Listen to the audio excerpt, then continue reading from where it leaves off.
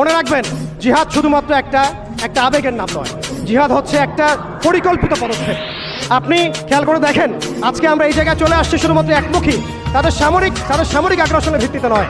আমাদের সেনাবাহিনী কম নাই, আমাদের জমি কম নাই, আমাদের দেশ কম নাই, আমাদেরও প্রযুক্তি কম নাই। তাহলে আমরা এই পর্যায়ে কেন আসলাম?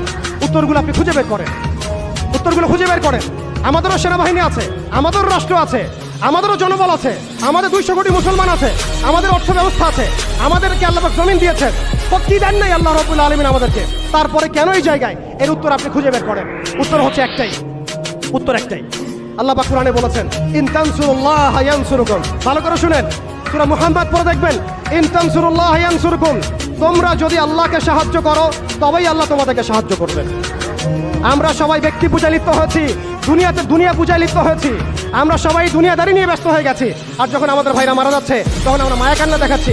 এইসব ভণ্ডামি দিয়ে জিহাদ হবে না, এইসব ভণ্ডামি দিয়ে বাইতুল মুকাদ্দাস বিজয় হবে না।